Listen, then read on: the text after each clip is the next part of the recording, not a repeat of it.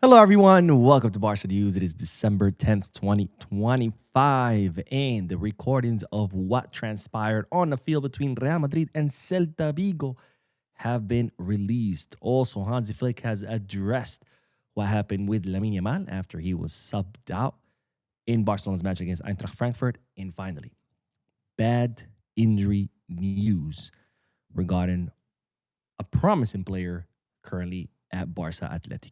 We have a lot to discuss, so let's begin.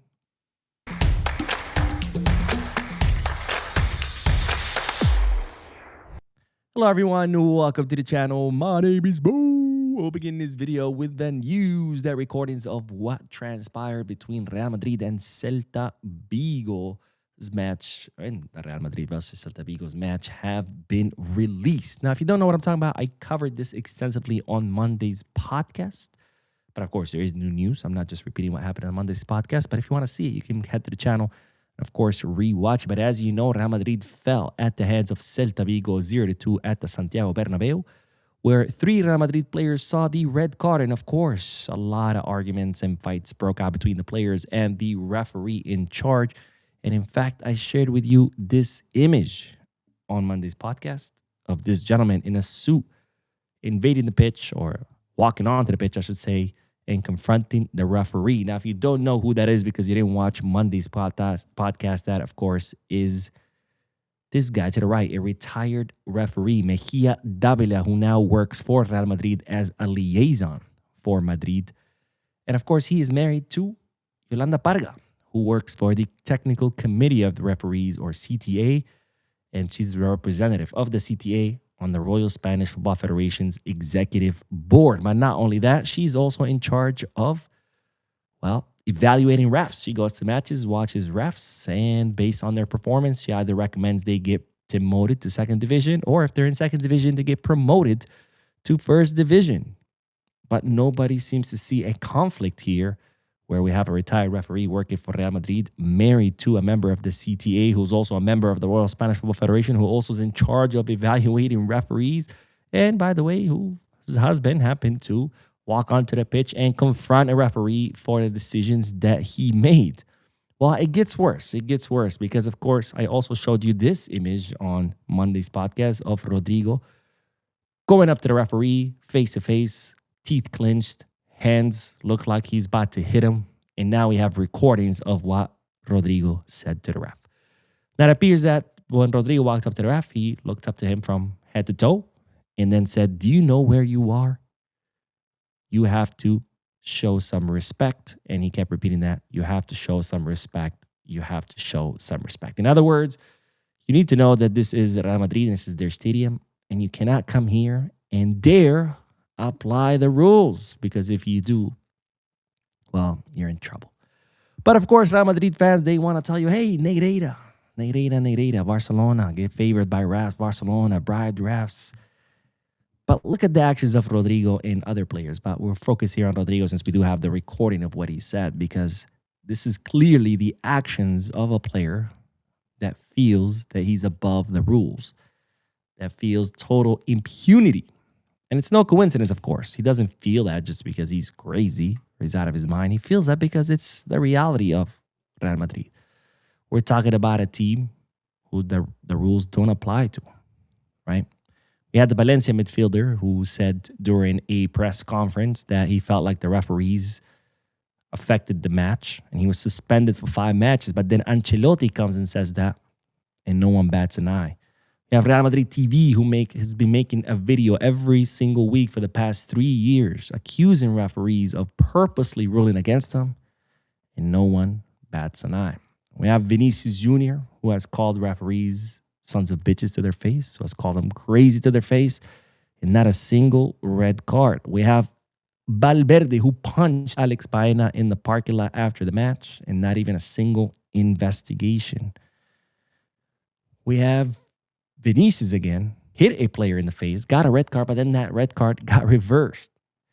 We have Rodrygo telling the ref last season that he was dead, that he was going to kill him. And again, not a single repercussion. And now we have Rodrygo going up to a ref and tell him, you have to show respect. You know where you are. Why? Because we have a team the rules simply don't apply to, where the refs are afraid of making the right calls against them. And when they do, they are punished, right? Jose Luis Munuera, remember him? He showed Jude Bellingham a red card because Bellingham told him, fuck you. And what happened to him? He was suspended. An investigation was opened into his businesses. His address was released by Madrid media outlets. And people went to his house and painted death threats on his walls. But don't forget, Negreira.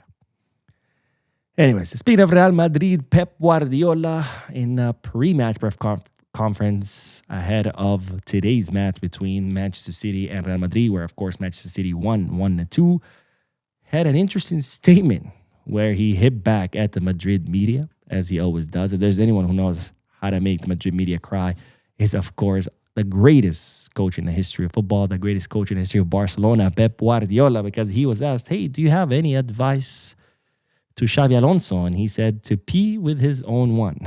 To pee with his own one.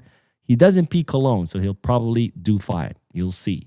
There's your headline, right? Now, if you don't know what it means, in Spanish, that statement means that, to die with your own ideas. Because as we've seen, Xabi Alonso has tried to implement his own ideas. The players don't want to listen to him, so he's had to improvise and change things and try things that he doesn't know what to do because it's not his idea. So here he's telling them kind of like, if you're going to die on the hill, might as well die with your own ideas. But he uses this, he doesn't pee cologne. Why? Because when Pep Guardiola was Barcelona's coach, of course, he got criticized consistently by the Madrid-based media.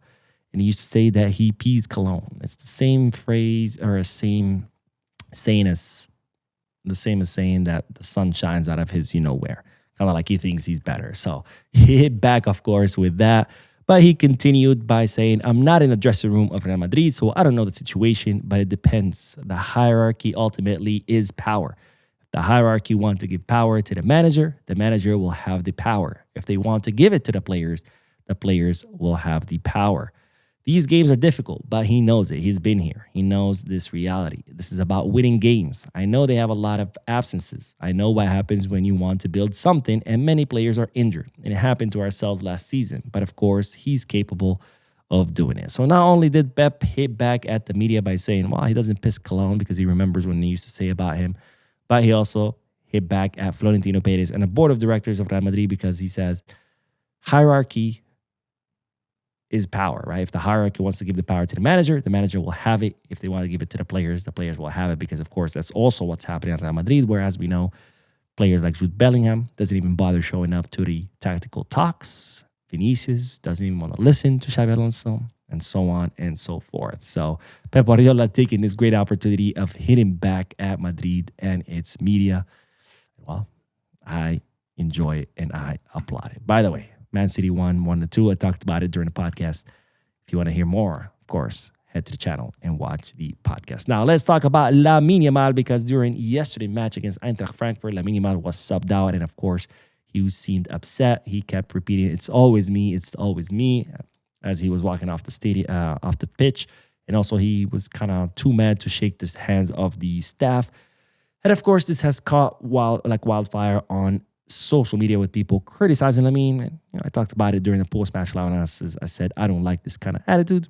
But of course, I do cut him some slack because after all, he is 18 years old. He's a teenager. He's still learning. He's still maturing. He's still growing. And eventually, he will learn. I would be more disappointed if this came from a veteran player, from someone who's older, but is Lamine. So I do cut him some slack. But nonetheless, I did not enjoy that kind of behavior. And I think that Hansi Flick will need to nip it in the bud. Now, Flick was asked about this in a post-match interview, and this is what the German coach had to say. He was a little disappointed, but he had a yellow card, and we needed fresh legs.